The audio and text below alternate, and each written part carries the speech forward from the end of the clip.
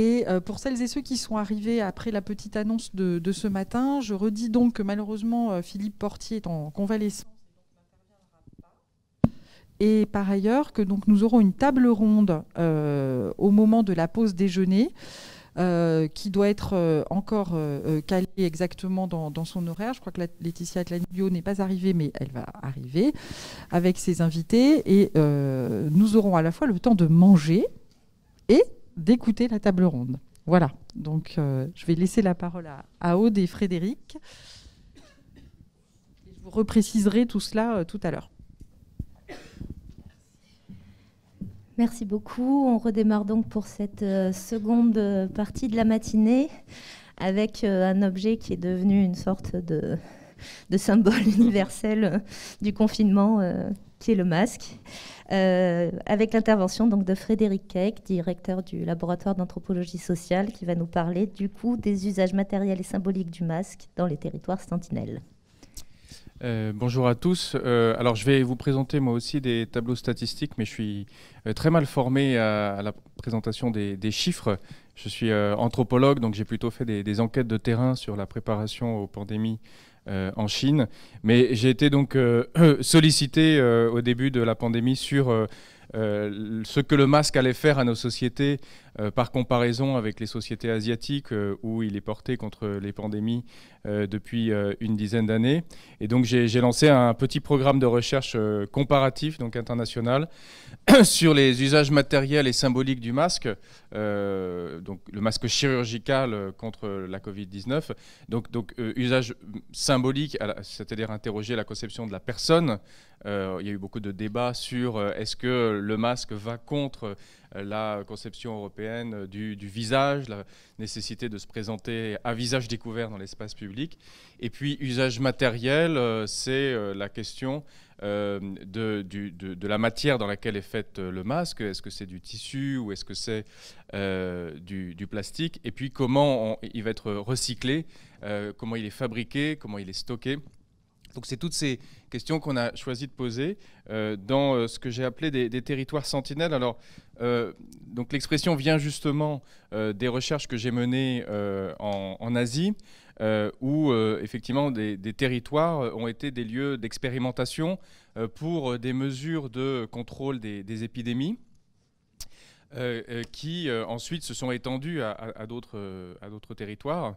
Et ce sont donc des territoires particulièrement exposés, dans lesquels donc le masque chirurgical a été utilisé. Alors, plutôt donc que de recourir à des hypothèses culturalistes sur les sociétés asiatiques sont plus disciplinées ou n'ont pas notre conception de la transparence, je fais plutôt l'hypothèse que les crises sanitaires précédentes, et notamment la crise du SRAS, donc le syndrome respiratoire aigu sévère, ont habitué ces sociétés asiatiques à porter le masque et que donc le SRAS se déplaçant à SRAS-CoV-2 dans le reste du monde avec la pandémie, nous bénéficions en quelque sorte de l'expérience de ces sociétés. Et donc je rappelle que le masque chirurgical qui a été inventé en France en fait pour les hôpitaux a été ensuite déplacé, appliqué, prescrit dans l'espace public en 1910 pour la peste pneumonique par un médecin chinois formé à Cambridge qui s'appelle Wu Liante. Donc c'était à ce moment-là un masque en tissu. Le masque en plastique est plutôt une invention américaine des années 1950 avec la possibilité d'une fabrication et d'une diffusion industrielle et les problèmes de recyclage que cela pose. Et puis la diffusion du masque dans l'espace public, c'est plutôt les années 2000, avec la crise du SRAS, mais aussi les inquiétudes sur la pollution atmosphérique. Et ce sont donc des territoires plutôt à la marge du continent asiatique. Donc c'était la Mandchourie pour le masque en tissu, et puis pour le masque en plastique, c'est plutôt Japon, Taïwan, Hong Kong, Singapour. Donc la question qu'on s'est posée, c'est un peu, est-ce qu'on peut étudier certains territoires dans lesquels le masque va être un peu expérimental et va révéler des tensions dans les relations à la fois au visage et à l'environnement. Alors, pour ça, donc, j'ai été sollicité par une association donc, en Seine-Saint-Denis, F93, qui fait de l'animation culturelle avec les collèges. Et donc, nous avons travaillé avec deux collèges, à Blanc-Ménil et à Montreuil, qui ont fait des enquêtes dans l'espace public auprès de 250 personnes, en les interrogeant sur l'usage du masque. Alors la Seine-Saint-Denis, vous savez que c'est le territoire le plus exposé à la Covid-19.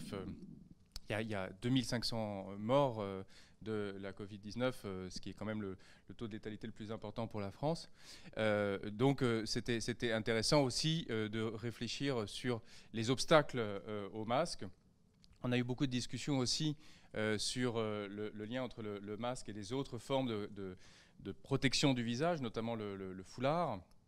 Et en fait, c'est peu arrivé dans les entretiens, mais il faut remarquer que quand en 2003, les sociétés asiatiques avaient cet usage du masque contre la pandémie, en Europe et aux États-Unis, on discutait beaucoup du foulard islamique comme une mesure, enfin comme une menace à l'ordre public dans le cadre des débats sur la menace islamique. Donc c'était un peu ça qu'on voulait tester en Seine-Saint-Denis. Et donc on a fait des... Alors ce n'est pas des échantillons équivalents, hein, mais il y a eu des enquêtes qui ont été menées à Dakar auprès de 600 personnes parce que c'est une unité du CNRS qui a l'habitude de faire des enquêtes en grand nombre. À Taïwan, donc dans deux villes, Taipei et Kaohsiung, auprès de 70 personnes. Et dans le sud du Brésil, donc le Rio Grande do Sul, qui est... la région de provenance du président Bolsonaro, donc plutôt une région de résistance aux mesures contre le Covid. Et là, quelqu'un a fait une enquête auprès de 70 personnes. Donc les taux de mortalité sont très différents dans ces différents territoires. Au Sénégal, il y a eu à peu près 1000 personnes qui sont mortes du Covid, à Taïwan, aucune. Et au Rio Grande do Sul, c'est 30 000 personnes. Donc voilà, on a beaucoup de variables différentes en jeu, mais on a fait donc une grille de questionnaires qui a été appliquée dans ces 4 territoires. Et je vous en présente donc les résultats. Alors c'est des résultats que je viens de recevoir, donc je ne les ai pas encore totalement interprétés, mais je compte sur la discussion avec vous pour les discuter. Alors, la première question qu'on a posée, c'est est-ce que vous pensez que le port du masque est efficace contre la Covid-19 ? Alors, à Dakar, c'est majoritairement oui. En fait, c'est majoritairement oui dans tous les territoires, mais la Seine-Saint-Denis est le territoire où l'adhésion et la conviction est la moins forte, à 75%. Et alors, curieusement, le Rio Grande do Sul... a un taux à peu près comparable à celui de Taïwan, mais parce que c'était un village rural dans lequel le médecin maire du village avait prescrit le port du masque. Donc il y avait une forte adhésion à cette autorité à la fois politique et religieuse et scientifique. Et on verra tout à l'heure justement quels sont les prescripteurs. Donc, alors j'ai cité donc ici... on a eu beaucoup de propos hein, en discussion avec les élèves sur les raisons pour lesquelles on n'adhérait pas au masque. Mais effectivement, vous vous rappelez qu'en France, il y avait ce discours que les masques devaient être réservés au personnel hospitalier, ensuite qu'il était obligatoire. Et ensuite, donc, il y a eu toute la question du stockage des masques, est-ce qu'ils étaient disponibles. Donc là, il y a un élève de 4e qui invoque ces contradictions du pouvoir dans la prescription, alors qu'à Taïwan, en fait, le masque était davantage intégré dans la vie sociale depuis une dizaine d'années. Et on va voir qu'il est même intégré dans la vie religieuse, puisqu'il y avait l'idée qu'on était protégé par l'État, mais aussi par les dieux. Alors, une autre question qu'on a posée, je vais enlever le masque parce que moi-même, je ne m'y habitue pas bien. Est-ce que vous utilisez le masque pour vous protéger ou pour protéger les autres ? Alors, donc c'est des questions ouvertes, hein, où on pouvait répondre oui aux deux. Mais en Seine-Saint-Denis, effectivement, ça a été plutôt conçu comme une alternative.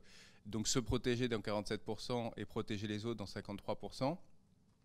Alors qu'à Dakar, les deux ont été, et dans le Rio Grande do Sul, ont été choisis en même temps.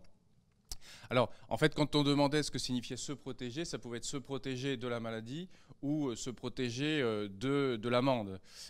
Donc, ça pouvait être, la question pouvait être déclinée en deux parties, puisque en France, l'amende était de 135 €, à Taïwan de 3 000 à 15 000 $, ce qui fait à peu près entre 90 et 200 € et 300 €.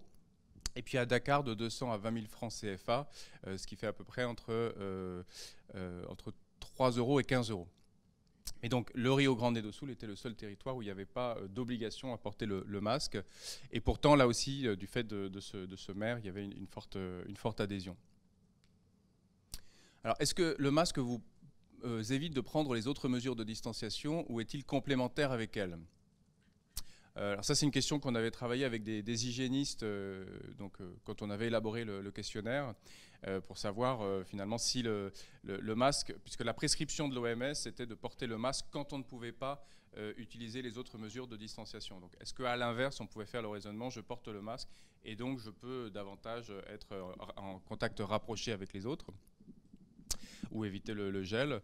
À Taïwan, ça a été évité dans 49% et complémentaire dans 51%.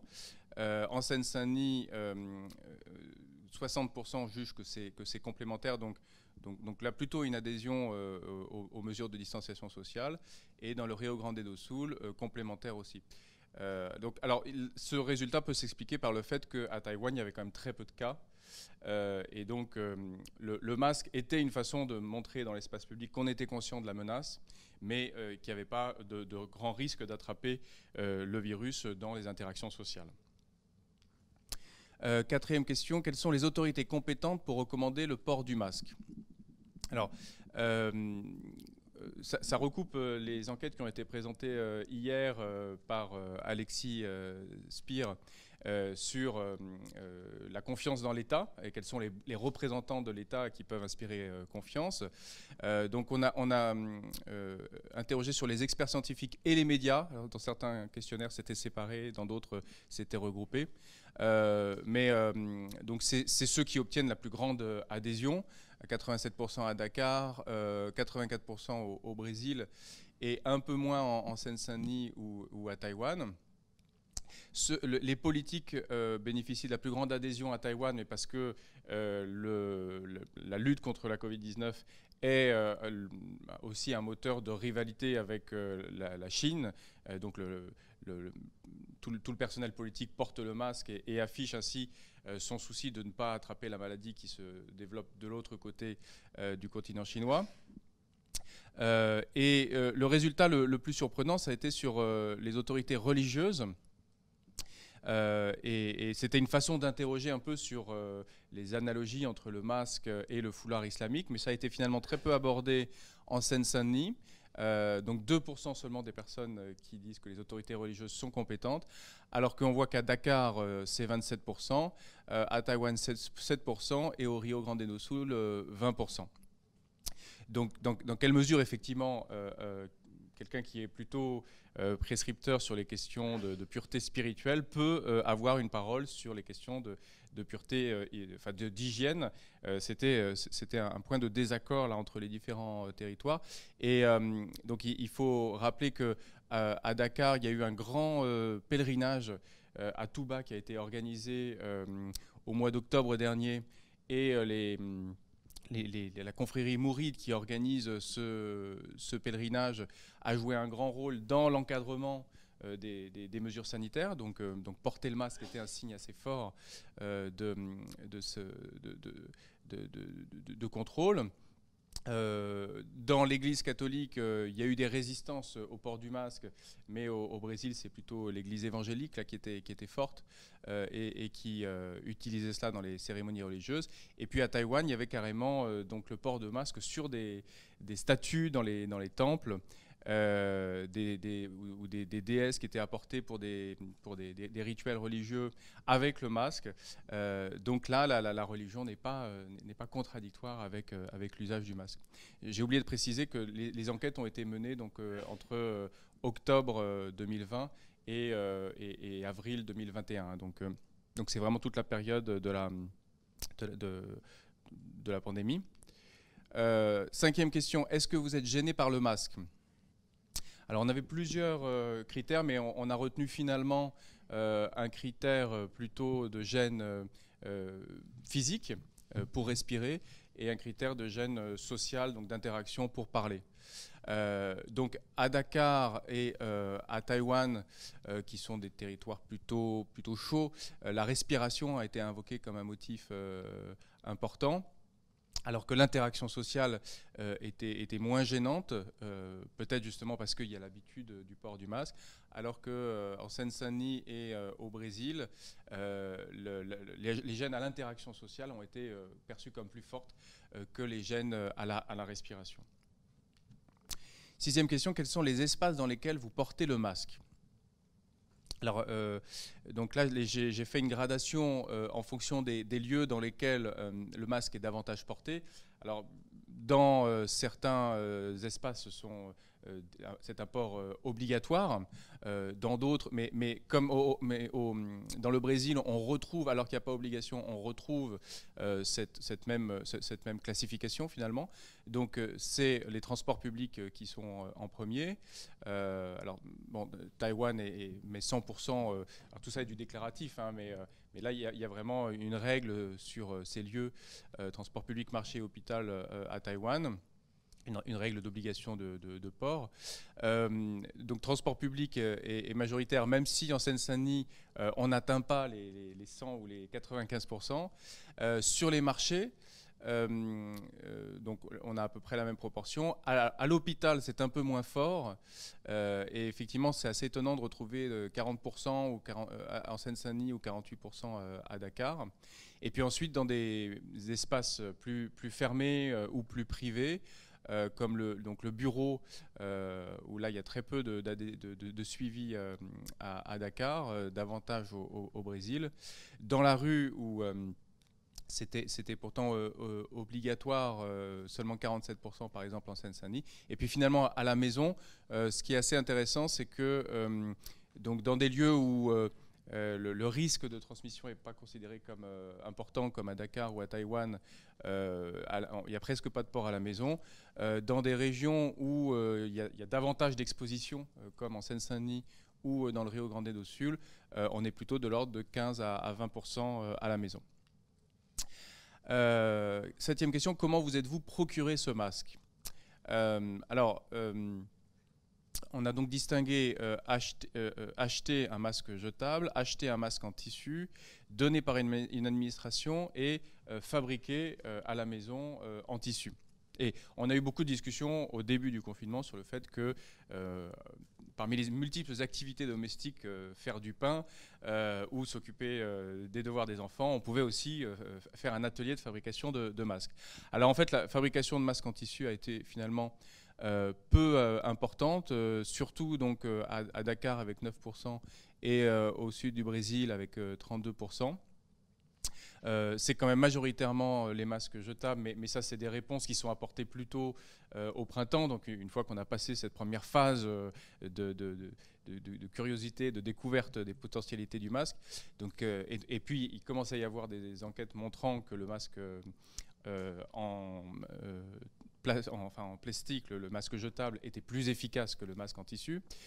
Donc c'est quand même majoritairement celui qui est porté, même si au Brésil c'est un peu moins fort que dans les autres territoires. Le masque acheté en tissu est plus porté au Brésil.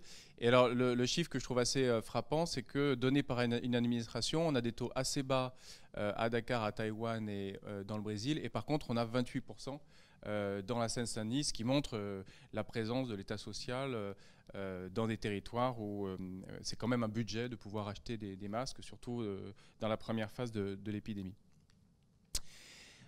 Huitième question, réutilisez-vous votre masque jetable? Alors là, on a des des résultats assez proches au Brésil et à Taïwan, où parfois Dakwar n'avait pas intégré nos questions, donc c'est le cas ici. 60% de réutilisation et 40% non. Et en Seine-Saint-Denis, davantage de formes de réutilisation. On pouvait le laver ou on pouvait le mettre de côté. Enfin, il y a eu des tas de techniques qui étaient invoquées. Et donc, on a beaucoup discuté avec les élèves des collèges sur le problème écologique que posait le recyclage et la destruction des masques. Et bon, un grand nombre d'entre eux disaient que ce n'était pas leur problème, qu'à partir du moment où leurs parents ou l'administration pouvaient payer un masque, ils ne géraient pas le côté recyclage, mais d'autres disaient voilà, c'est mieux de les recycler, sinon ça pollue la terre.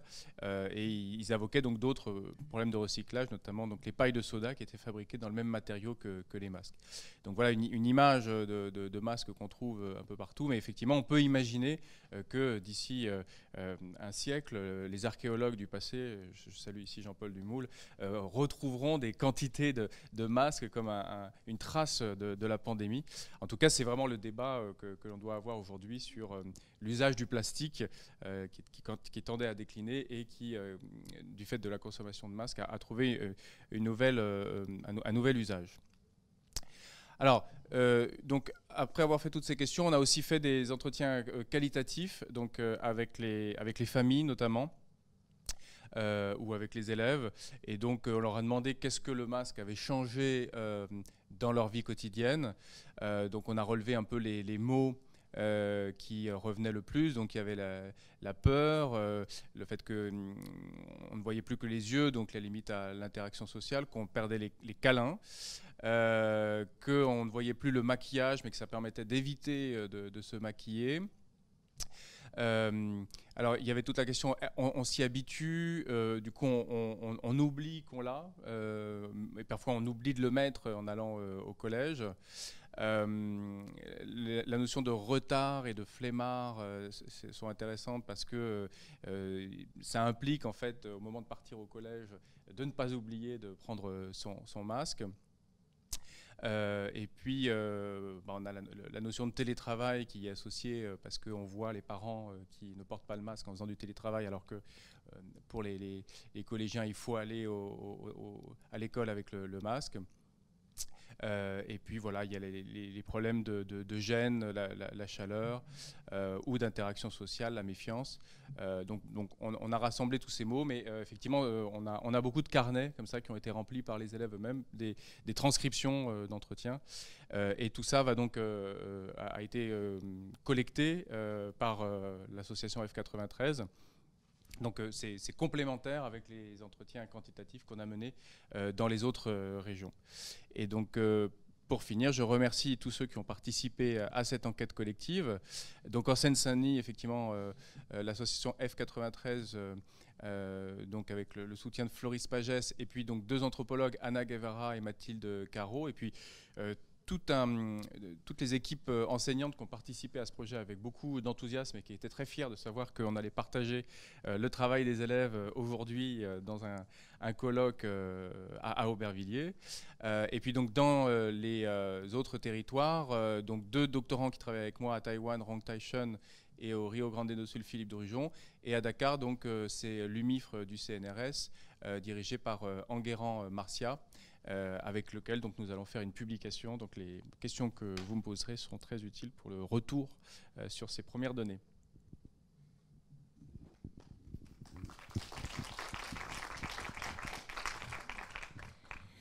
Merci beaucoup Frédéric. 20 minutes et 21 secondes. C'est parti. Alors on en profite aussi pour saluer du coup les élèves de 4e si jamais ils nous écoutent en ligne. Et puis on va prendre tout de suite les questions. J'en vois pas pour le moment en ligne. J'en vois dans la salle.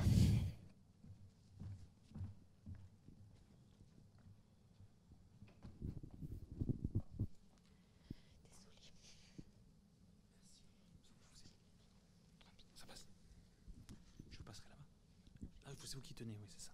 Oui, merci Frédéric pour l'intervention. Je voulais savoir si dans ces différents terrains, tu avais les informations sur des mobilisations qui ont pu se passer, notamment sur les anti-masques, parce qu'en France, on a vu des tentatives plus ou moins avortées, avec au moins deux formes, je pense, d'argumentation et de justification sur la question des libertés individuelles au départ. Mais par exemple, Franck Cauchois, qui a travaillé à la question, dit que ça s'éteint petit à petit au nom de la protection. Et puis après, sur les enfants, sur l'école, il y a eu quelques mobilisations. Donc sur ces différents terrains, est-ce que tu as des mobilisations anti-masques et comment elles portent? Est-ce que vous avez eu un regard sur un peu, voilà, des formes un peu comparatives de ces mobilisations? Alors, les élèves des collèges de Seine-Saint-Denis ne nous ont pas du tout parlé de ces mouvements anti-masques, alors qu'on avait fait un travail pour montrer justement que dans les mouvements sociaux avant la pandémie, il y avait le port du masque Anonymous qui avait été interdit. Donc on les avait un peu sensibilisés à cette question, mais ce n'est pas du tout arrivé dans les entretiens qu'ils ont faits. Dans le Rio Grande do Sul, il y a des mouvements assez forts contre la vaccination, mais justement, on n'a pas vu ça sur les masques. À Dakar ou à Taïwan, il n'y a pas eu du tout de mouvement contre les masques. Donc voilà, c'est une question qui serait intéressante à poser pour d'autres terrains, mais là, ça ne s'est pas posé. Ouais. Si je peux me permettre un commentaire, il y a aussi pas mal de... Enfin, il y a eu des productions de masques qui liaient un peu dans un genre différent la question des mobilisations et de l'usage du masque en manifestation, par exemple, et à usage sanitaire. Et notamment, il y a un masque qui circule beaucoup, avec I can't breathe, dans le double sens du terme. Voilà.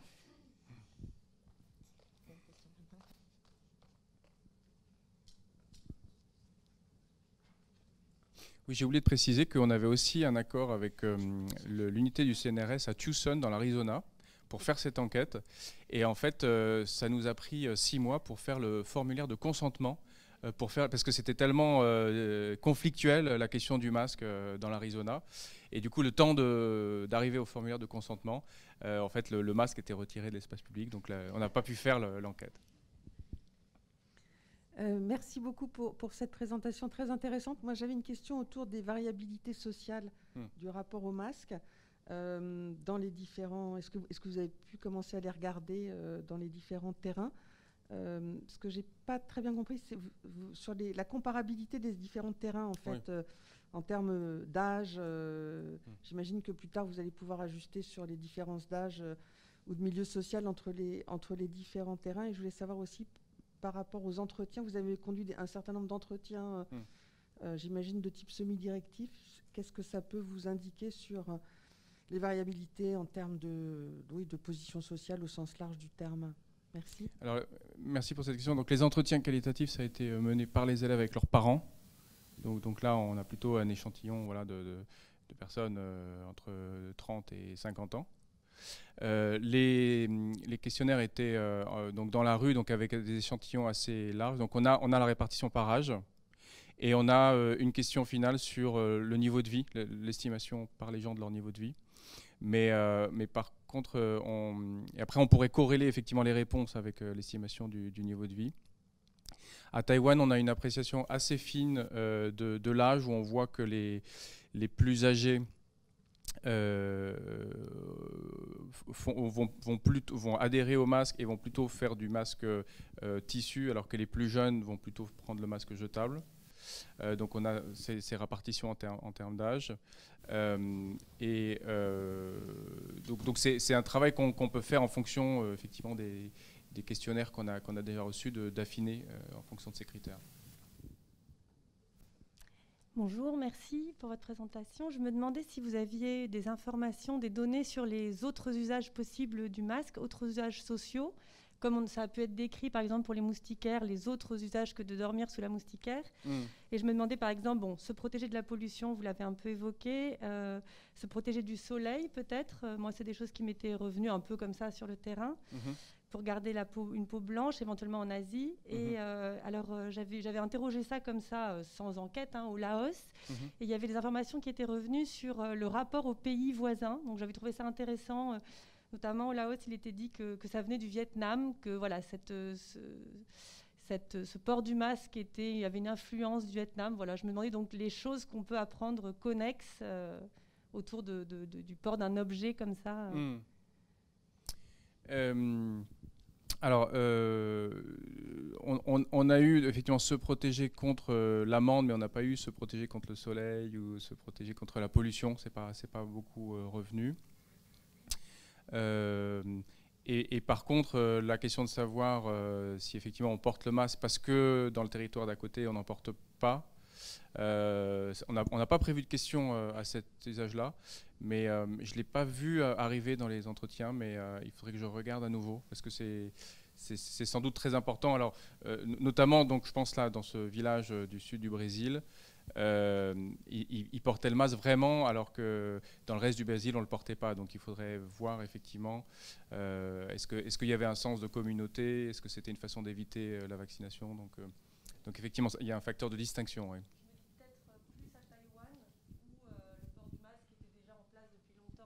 Hors épidémie, ce que ça peut apprendre voilà, sur le social. Oui. Alors, à Taïwan, c'est effectivement un facteur de distinction par rapport à la Chine, puisque en Chine, en fait, en Chine populaire, le masque n'est pas devenu une mesure généralisée.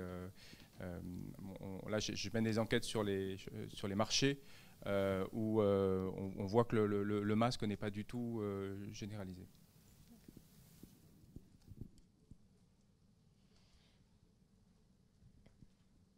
Je pose juste une petite question, le temps de monter les escaliers. Est-ce que tu as complété ça aussi par des observations vraiment directes de terrain physique sur les manières de porter ce masque, de s'y adapter, les gestuels, ce type de choses? Les élèves avaient donc pour consigne de faire passer le questionnaire, de remplir un carnet avec le verbatim et puis de prendre des photos. Donc ils ont photographié les masques les plus spectaculaires. Alors c'est assez peu, hein, c'est 5% des masques, la plupart sont des masques tout à fait standards.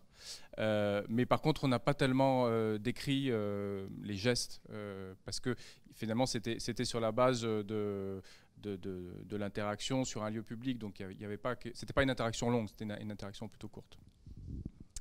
Bonjour, merci pour cette présentation. Donc, Jessica Brandler, je suis sociologue et je travaille sur un projet sur le vécu et la gestion de la pandémie dans les quartiers populaires en Nouvelle-Aquitaine. Et on a fait un petit projet avec un collège aussi, où on a proposé de tenir des carnets quotidiens d'une pandémie à une classe de 6e.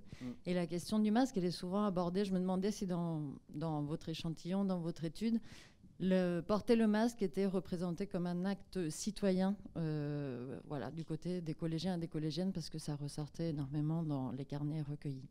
Merci. Je ne me rappelle pas de voir cette expression revenir. Il y avait plutôt une division entre des élèves qui disaient ça nous ennuie, on est obligé de le faire, et puis ceux qui disaient mes parents sont fragiles, je le mets pour protéger mes parents, puis après du coup j'ai l'habitude, je le fais à la maison. Mais l'idée que porter le masque est une façon de protéger la population en général n'est pas beaucoup revenue. Mais il faudra qu'on échange parce que tous les carnets donc, sont à disposition dans l'association.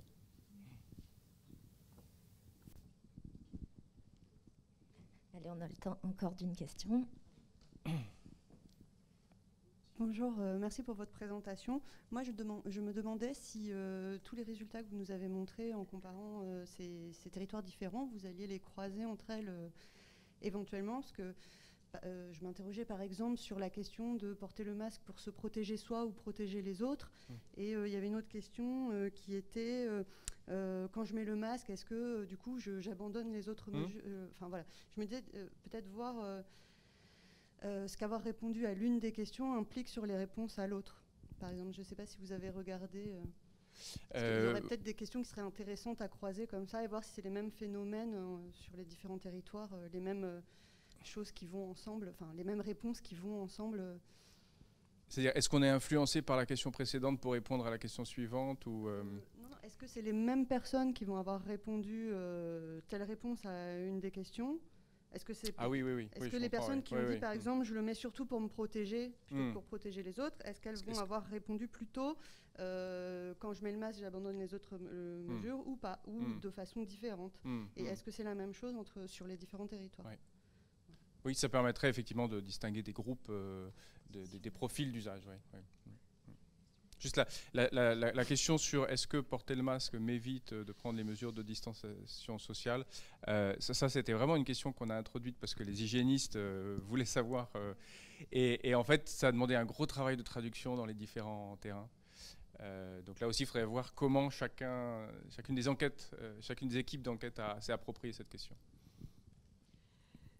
Merci Frédéric. Moi j'avais une question sur le fait de savoir si le masque, enfin le fait d'avoir posé à ces élèves dans différents pays des questions sur le masque a suscité aussi des réponses sur d'autres risques. Enfin, tu vois, est-ce que de fil en aiguille, ça a été aussi l'occasion pour eux d'évoquer d'autres problématiques de santé ou pas, ou c'est vraiment resté focalisé sur la pandémie? Je pense notamment à des enjeux de santé environnementale, de protection de soi, etc.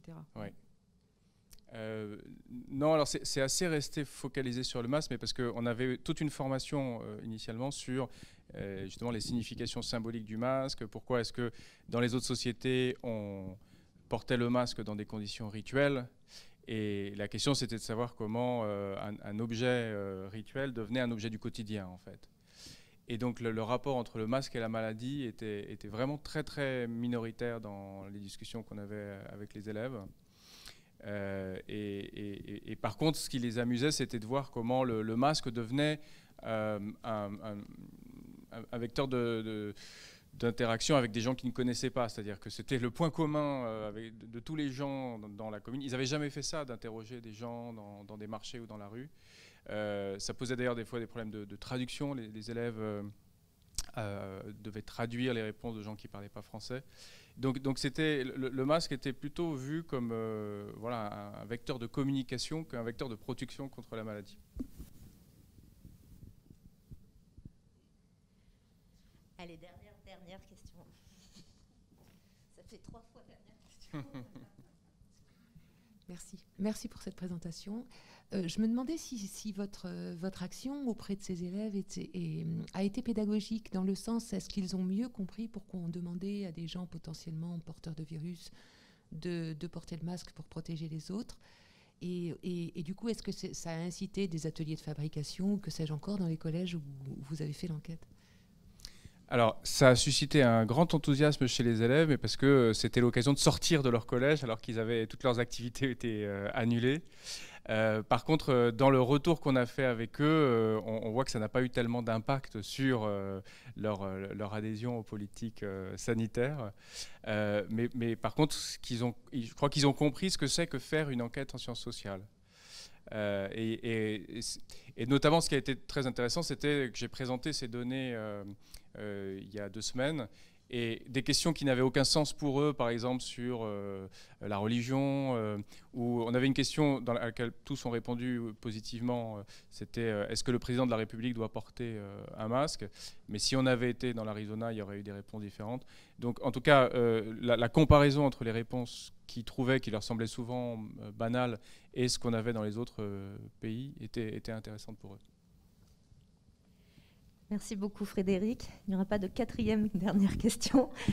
Et on passe à la dernière intervention de la matinée avec Anne Lambert et Joannick Caillouette-Ramblière qui vont nous présenter une communication qui s'intitule « Pandémie et solidarité, comment le premier confinement a redéfini les relations de voisinage ».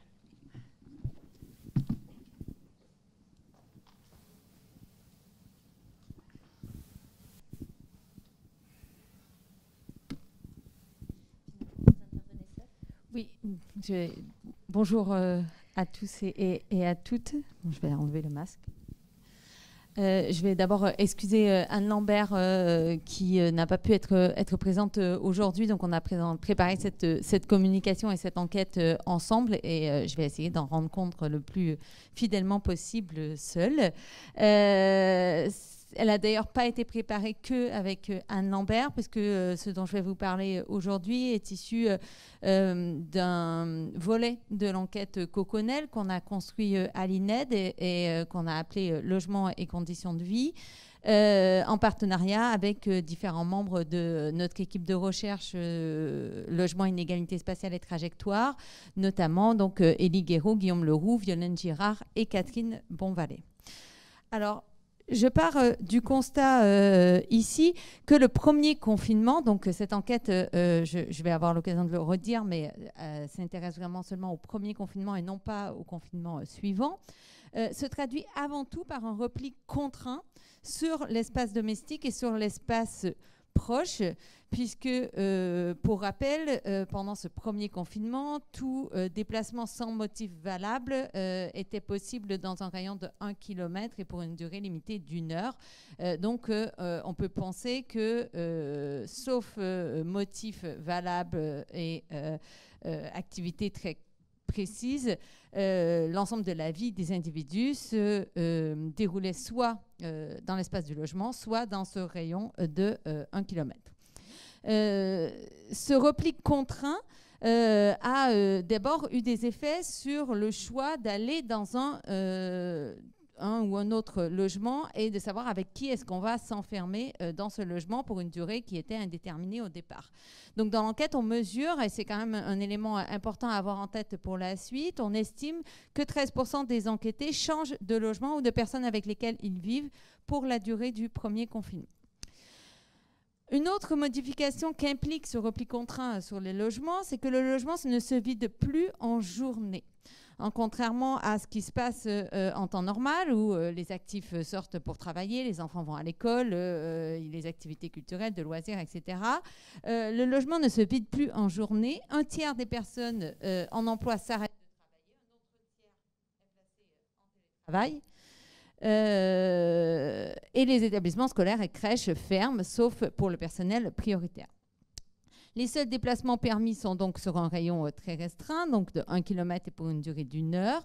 Et pendant le premier confinement, et c'est un point que je vais essayer donc d'interroger ici, ensuite à l'ensemble de ces restrictions, dans les médias notamment, mais aussi chez un certain nombre de personnels politiques, on entend se développer un discours enthousiaste sur le fait que cette situation permet en quelque sorte une redécouverte des relations de voisinage, une redécouverte de ses voisins.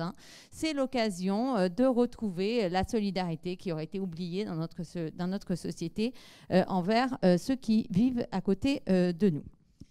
Alors, je trouve ça un peu compliqué de regarder derrière, donc je vais juste ouvrir mon ordi et mettre le retour.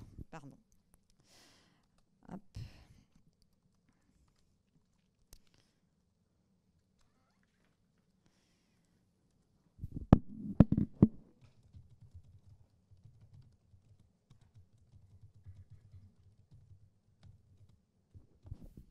Voilà, pardon, excusez-moi.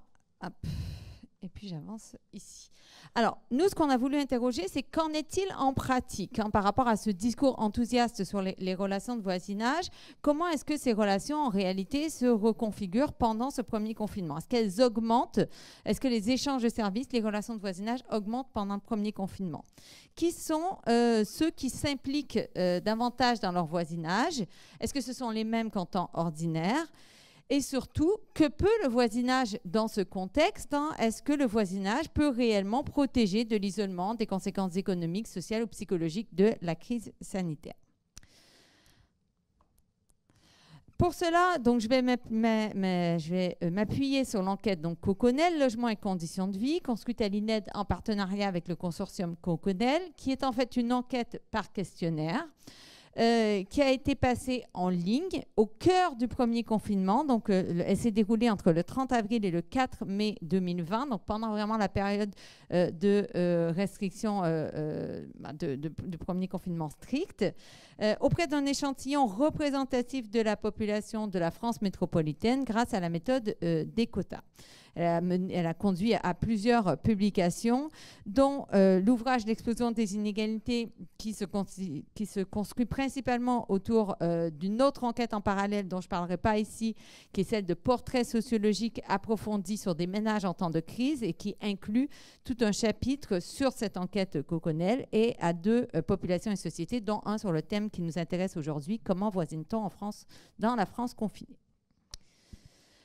Alors, première question pour répondre à notre question, qu'en est-il en pratique? Comment est-ce qu'on voisine pendant le premier confinement? Eh bien, on a d'abord souhaité interroger quelles sont les relations que les personnes ont à proximité de chez eux avec cette restriction du rayon d'1 kilomètre. Alors, qui connaît des gens, alors de différentes natures. Ici, on distingue famille, amis et voisins proches.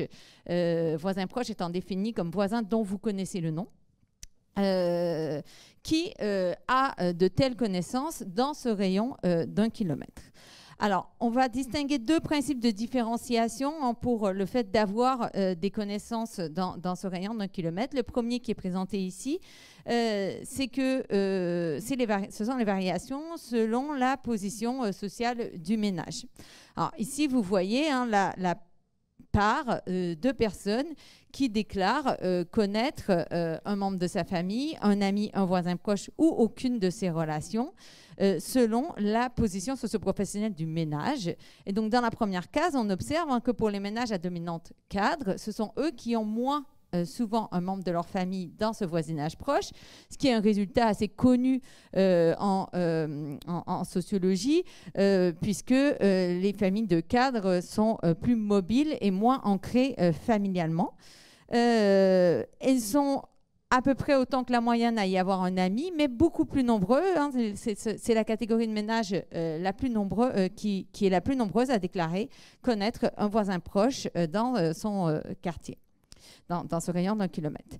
Alors, ce qu'on voit en fait évoluer ensuite dans ce graphe, c'est que la catégorie de ménage qui connaît le plus souvent personne, aucune de ces relations dans le rayon d'1 kilomètre, ce sont les ménages à dominante ouvrières qui sont composées systématiquement de 2 actifs, soit 2 ouvriers, soit un employé, un ouvrier, et qui se caractérisent le plus souvent par le fait de s'éloigner des centres urbains pour accéder à la propriété souvent pavillonnaire et qui vont dans ce type de contexte être les plus nombreux à s'éloigner alors, soit de la famille, d'amis, et puis pas forcément à nouer des relations avec des voisins proches, et donc ce sont les plus isolés dans leur voisinage. Alors, le deuxième principe de différenciation, c'est celui qui concerne l'âge. Là, on a des évolutions qui se ressemblent pour les différents types de relations étudiées. Pour le dire assez rapidement, plus on est jeune, moins on est ancré localement par des relations, moins on connaît des personnes qui vivent autour de chez nous. Et plus on vieillit, plus on en connaît. Ce qui ne veut pas dire, et c'est un point important, qu'on a systématiquement des relations avec eux. Alors, l'enquête donc conduite entre le 30 avril et le 3 mai 2020 révèle une profonde transformation de la vie des individus, ce n'est pas une surprise, sur différents domaines. Elle révèle une profonde transformation de l'emploi, des baisses de revenus, une modification radicale de l'usage et de l'occupation du logement, une dégradation des relations familiales, une augmentation massive du sentiment d'isolement, mais et c'est un paradoxe qui nous intéresse particulièrement ici, une proportion quasi identique d'individus qui déclarent échanger des services dans leur voisinage. Pardon, je n'ai pas passé la slide, ça ne marche plus. Voilà. Mais une proportion quasi identique d'individus qui déclarent échanger des services dans leur voisinage. Lorsqu'on interroge les individus sur leur échange de services avant le confinement, c'est-à-dire avez-vous rendu ou reçu des services le mois précédent le confinement, on a les réponses suivantes. 40% des enquêtés disent avoir rendu un service le mois précédent le confinement et 29% disent avoir reçu un service le mois précédent le confinement. Je ne m'arrête pas sur cette asymétrie qui est assez classique dans ce type de réponse, un peu plus forte ici qu'à l'habitude, mais assez classique. Alors, ça fonctionne moins bien qu'avant, ce truc. Voilà. 40% des enquêtés, oula, j'ai été trop vite maintenant, disent avoir rendu un service le premier mois du confinement. 29% disent avoir reçu un service le premier mois du confinement. Non, ce n'est pas une erreur, c'est exactement le même type, c'est-à-dire les mêmes réponses qui apparaissent sur ce qui se passait avant le confinement et sur ce qui se passe pendant le confinement, ce qui n'est pas du tout le cas pour tous les autres domaines de la vie sociale dont je vous ai parlé juste avant. Ce que cache cette apparente stabilité, c'est en réalité un jeu de vases communicants entre certaines catégories de la population qui vont intégrer davantage les échanges de services qu'à l'habitude et d'autres qui vont s'en retirer, produisant finalement cette étonnante stabilité.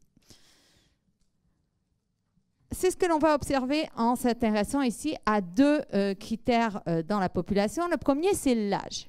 Ce que l'on observe ici, c'est l'évolution des services reçus entre le mois précédant le confinement et celui le premier mois du confinement.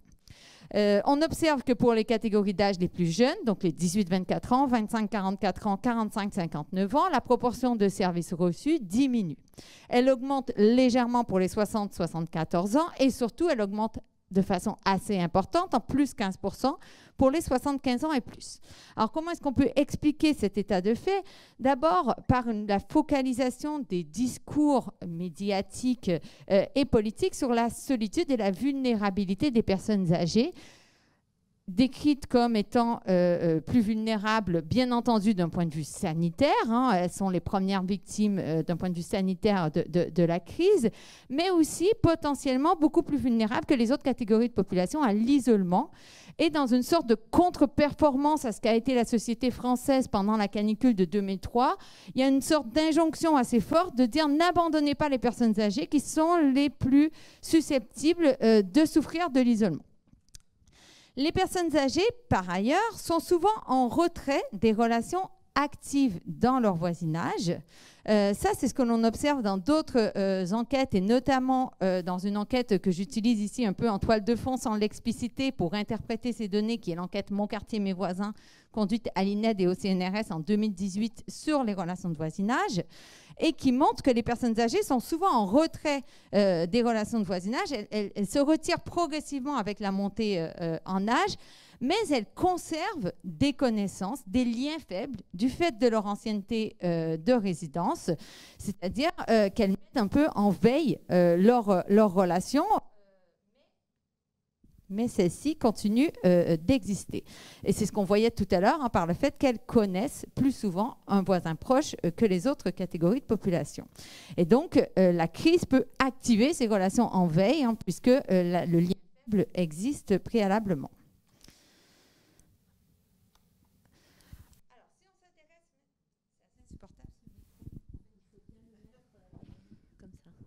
C'est parce que je bouge trop, en fait. Ouais, je suis comme ça.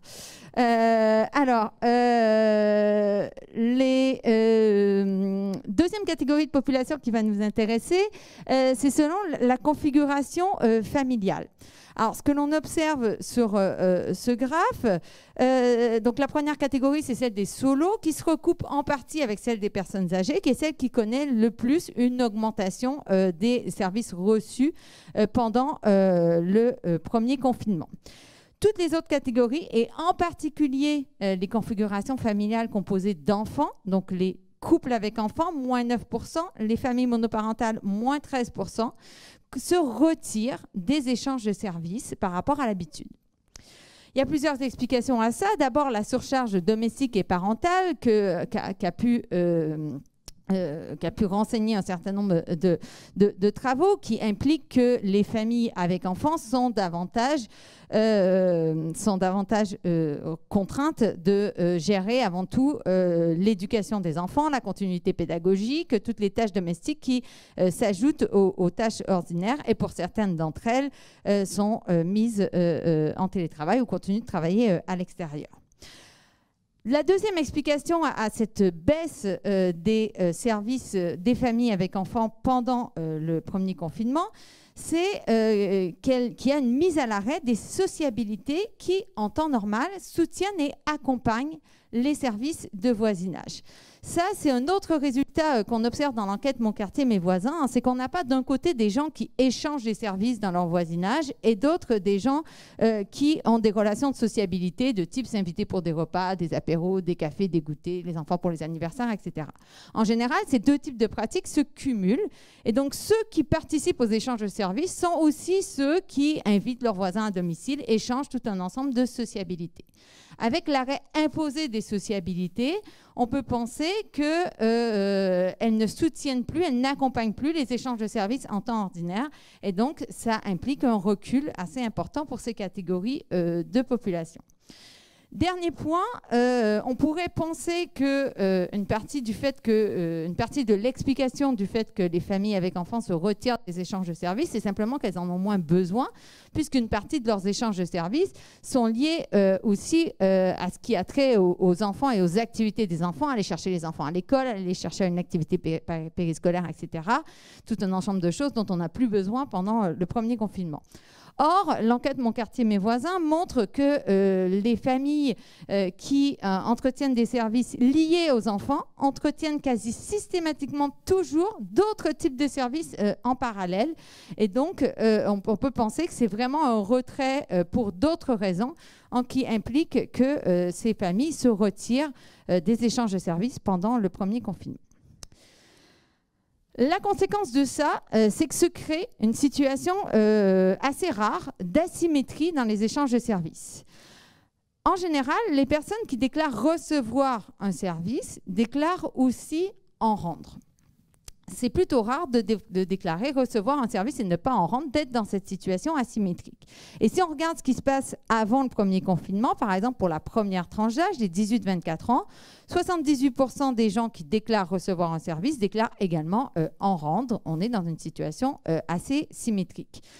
Ça n'évolue pas pendant le premier confinement. 78% des gens qui reçoivent des services déclarent également en rendre.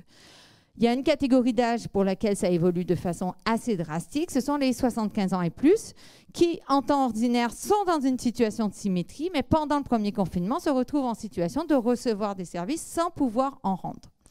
Alors, on peut interpréter de différentes manières les effets que peut avoir cette asymétrie nouvelle, mais une des interprétations peut aussi nous amener à considérer que ça les met dans une situation de vulnérabilité sociale inhabituelle, notamment si on se réfère aux travaux anthropologiques, l'essai du don de Marcel Mauss, etc.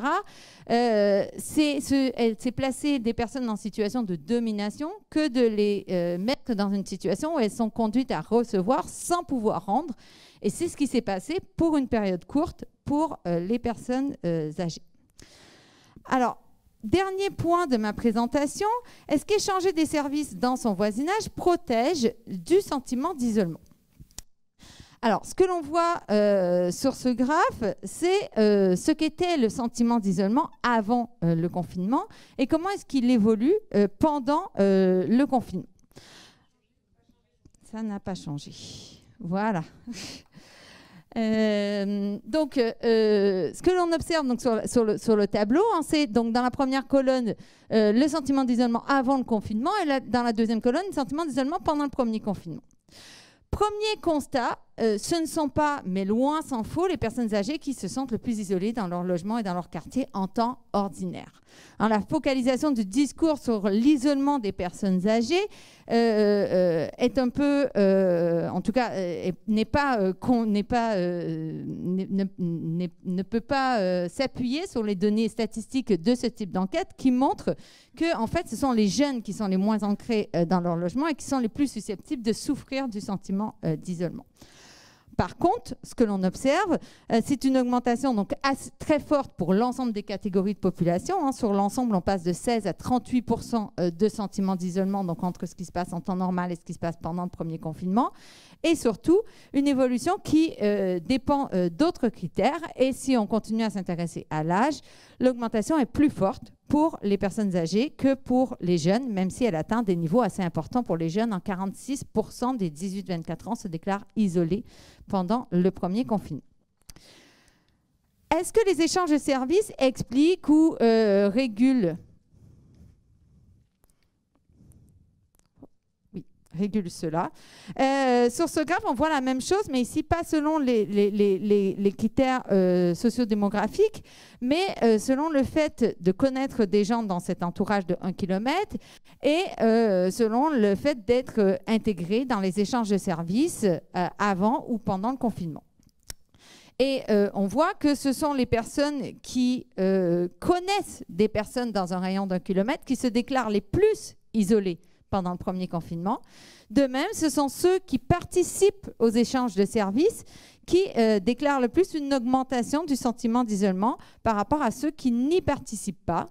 Hein. Donc, on peut l'expliquer par un plus fort décrochage par rapport à la vie sociale habituelle de ces personnes. Hein. Donc, celles qui avaient l'habitude d'avoir une vie sociale plus forte sont en réalité ceux qui vont le plus souffrir de cette situation de confinement. Mais en tout cas, on ne peut absolument pas considérer que les échanges de services ont pu avoir ce rôle de protéger du sentiment d'isolement pendant le premier confinement.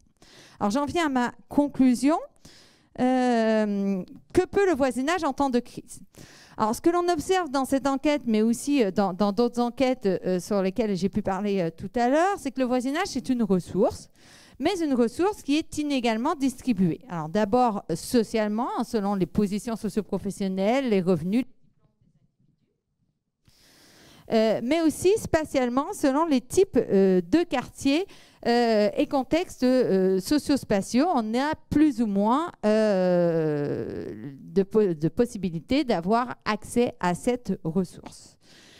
C'est aussi un lien social secondaire qui peut être délaissé au profit des groupes primaires d'appartenance. Et ça, c'est vraiment quelque chose d'assez intéressant qui se passe pendant ce premier confinement et qui rappelle que le voisinage, certes, c'est quelque chose d'important aujourd'hui, et l'enquête Mon quartier, mes voisins, sur laquelle je ne reviens pas ici, montre à quel point le voisinage n'est absolument pas quelque chose qui relève des temps anciens, mais qui est quelque chose d'extrêmement actif encore aujourd'hui. C'est un lien social extrêmement activé, quotidien dans notre société. Pourtant, lorsque les groupes primaires d'appartenance nous rappellent à l'ordre et nous rappellent à davantage de présence, de temps, d'investissement, eh bien, on va plus facilement abandonner ce lien social secondaire qu'est le voisinage. Et c'est ce que l'on observe pour les familles avec enfants qui sont pris par la famille nucléaire et qui vont donc être amenés à davantage délaisser ce lien social secondaire qu'est le voisinage. Et enfin, l'ancrage dans le voisinage et le fait de participer aux échanges de services ne protège pas des effets sociaux, économiques, matériels et psychologiques de la crise sanitaire. Il n'empêche ni les baisses de revenus ou les pertes d'emplois, ce qui est un résultat un peu trivial, mais en réalité, tous les discours qu'on fait sur l'importance du voisinage en temps de crise peuvent parfois amener à lui donner une importance assez démesurée. Et il n'empêche pas non plus l'augmentation du sentiment d'isolement au moment du premier confinement. En quelque sorte, le voisinage est donc une ressource secondaire, mais aussi de laquelle on ne doit pas attendre plus que ce qu'elle peut apporter, et notamment dans un contexte de crise comme celle du premier confinement, elle ne peut pas radicalement transformer les choses par rapport à ce qui se passait à ce moment-là. Voilà, je vous remercie de votre attention.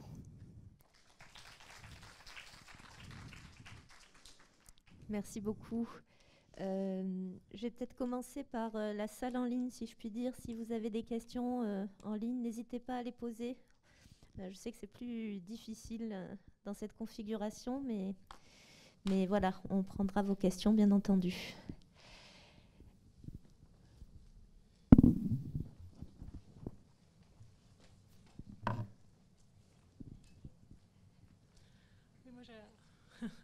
J'avais une question un peu sur est-ce qu'on a des données sur les conflits de voisinage, et est-ce qu'on sait si, parce que là vous avez présenté des relations d'entraide et tout ça, mais est-ce qu'on a des données sur est-ce que pendant le confinement il y en a eu plus que d'habitude parce que les enfants courent dans l'appartement, les voisins du dessous râlent, voilà. Est-ce qu'on a des données là-dessus dans votre enquête? Malheureusement, non. On n'a pas introduit de questions sur les conflits de voisinage dans l'enquête qui abordait quand même beaucoup de thèmes. Et donc, les questions sur le voisinage ont été assez réduites à ces éléments. Par contre, ce que je peux dire sur les conflits de voisinage, sur l'enquête Mon quartier, mes voisins, c'est qu'en fait, les conflits de voisinage évoluent très très peu selon les types de contextes socio-spatiaux. Et ça, c'est un résultat assez important. C'est-à-dire que on a plutôt l'habitude de penser que dans les grands ensembles, il y a beaucoup plus de conflits qu'ailleurs. En réalité, il y en a un tout petit peu moins qu'ailleurs. Et on a des variations de 2 ou 3 points selon les contextes socio-spatiaux, avec un tout petit peu plus dans les quartiers bourgeois et gentrifiés. Mais par contre, l'effet du premier confinement sur les conflits, on n'a pas du tout interrogé. Y Il y avait une autre question dans la salle. Et c'est pas non plus apparu dans les portraits sociologiques. À aucun moment, c'est des choses qui sont apparues dans les entretiens. Merci pour cette présentation. Est-ce que vous pouvez distinguer les formes de services qui sont apportés entre voisins et en particulier entre des services économiques et des services sanitaires? Parce qu'on a beaucoup insisté sur le fait que en situation de pandémie, les voisins peuvent aussi, comme en situation de canicule d'ailleurs, vérifier qui est en bonne santé. Alors, malheureusement, on touche encore les limites des données. On a des informations sur qui reçoit, qui rend des services et est-ce que ça vient de la famille, des amis, etc. Mais on n'a pas distingué pendant le confinement sur le type de service. En temps ordinaire, les types de services sont vraiment très variés, qui peuvent être rendus entre voisins. Et là, c'est vrai que dans les enquêtes sur lesquelles je ne me suis pas du tout basée ici, mais sur les portraits sociologiques, on a vraiment différents types de services qui peuvent impliquer faire des courses, amener des courses, vérifier si la mamie du deuxième, effectivement, va bien. Mais ça va beaucoup aussi être cuisiner pour son voisin, se donner des masques parce qu'on en a accès et pas les autres,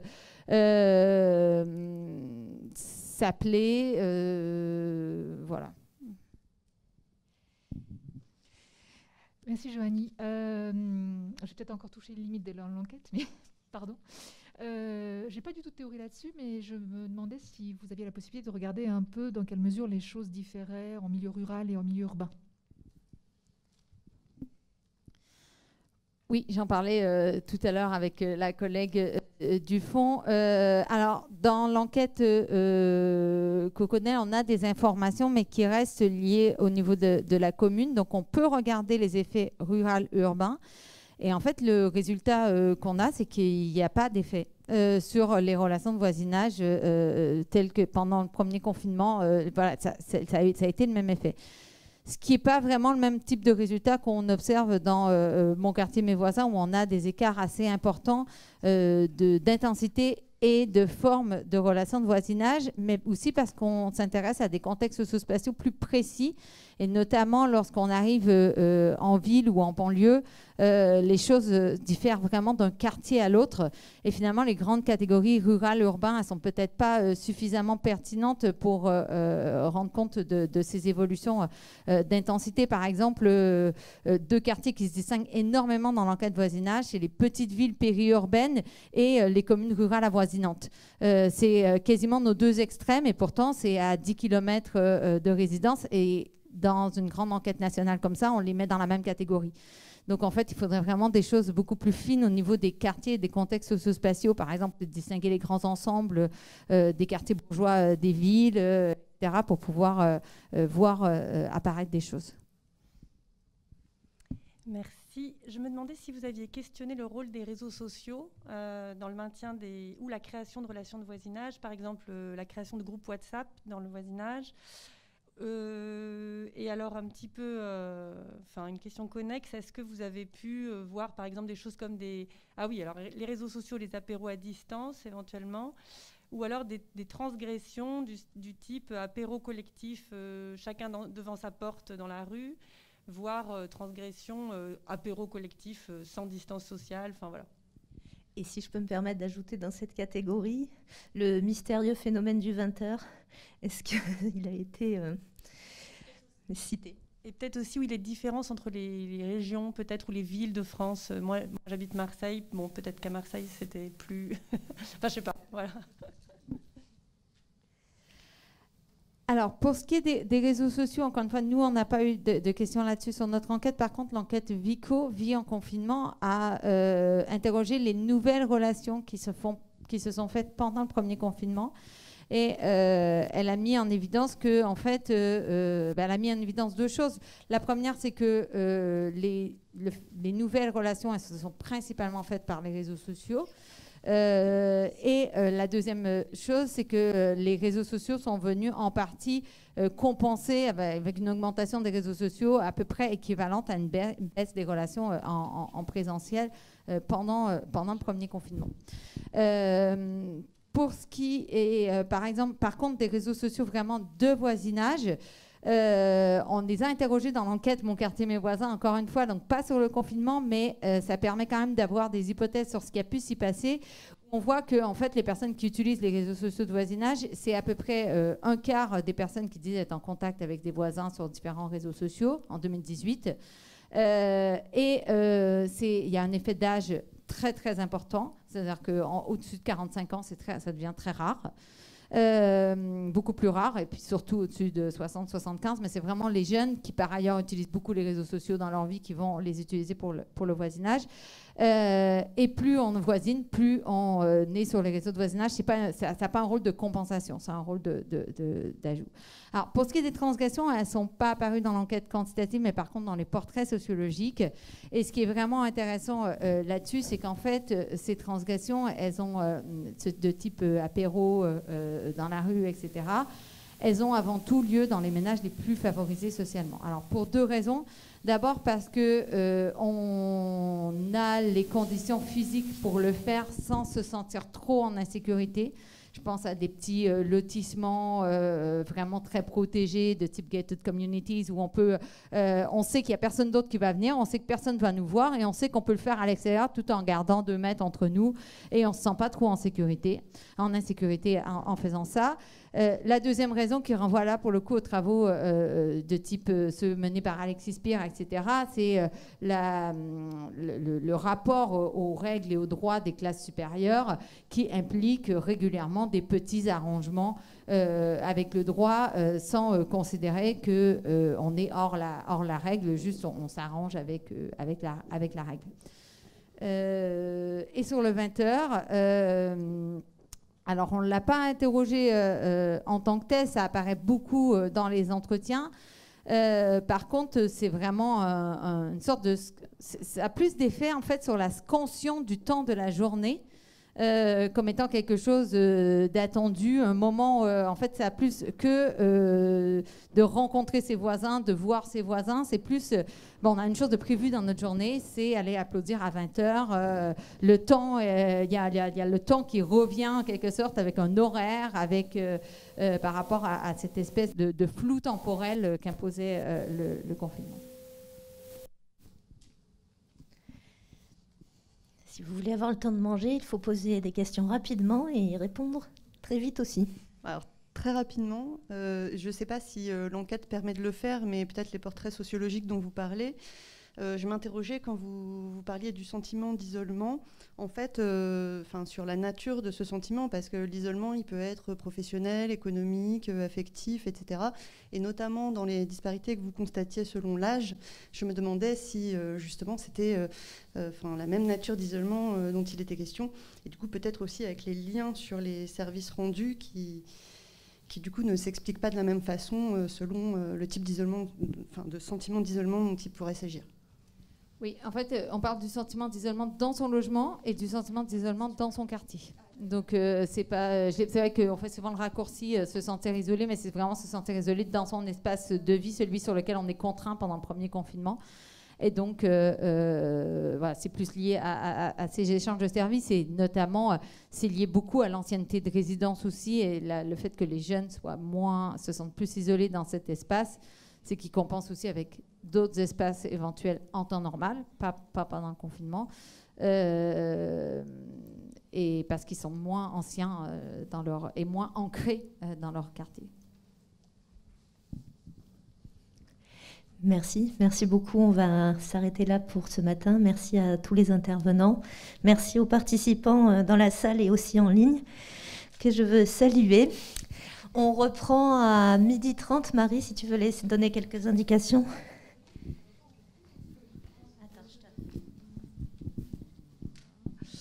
Oui, je n'ai pas pour l'instant de nouvelles de Laetitia Clany-Duhaut. Donc, nous allons tous aller déjeuner.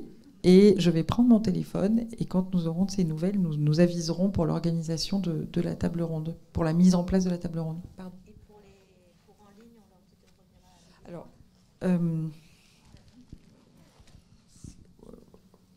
ils peuvent tenter à 12h30, mais ça sera peut-être 45. Je ne sais pas, j'attends de ces nouvelles. Voilà. Bon appétit à tous.